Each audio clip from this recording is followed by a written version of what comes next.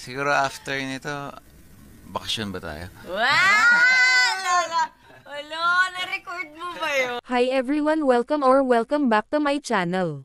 Paulo Avellino inaming gusto magbakasyon kasama si Kim Chu, basta tahimik daw na lugar.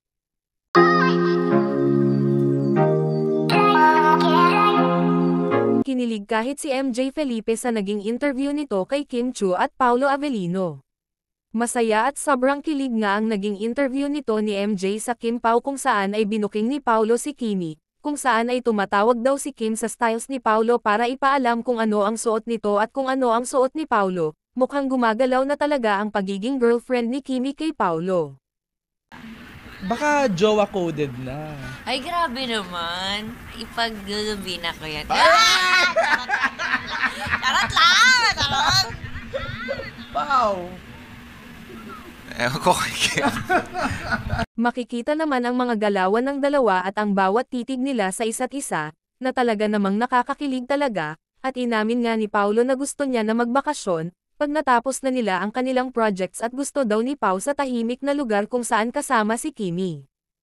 Lapit na palapit, pero as early as now, sorry for asking. May next na kayong gagawin? Wala pa. Nasa stage pa lang ako na nagbabasa ako ng sangkatutak na script. So wala pa for now. Hindi kasi for sure pag pumatok to, maghihingi sila ng another film. Papatokin muna nila. Patakin muna nila. Patakin muna nila. Siguro after nito, bakasyon ba tayo? Wow! Wala, na-record mo ba yun? Recorded, Wala. babe. Isasali ko yan sa Target 90s market. na video. Wishlist. Sa akin magkabakasyon. Kayo? Ay, kayong dalawa. Sama mo, Pao. Each other's side. Ay! Hello. Sasabunutan ko yung sarili ko na di oras dito. Wishlist, saan yung gusto pumunta? Dalawa, together.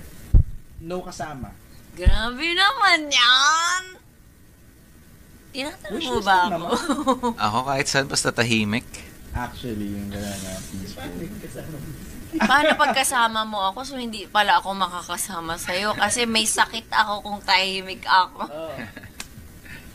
Basta yun na Saan yun. lugar? Parang wala lang, naisip mo lang. Kasi marami din kaming pupuntahan ni US, Dubai, and many more na mga screenings. So parang bakasyon na rin.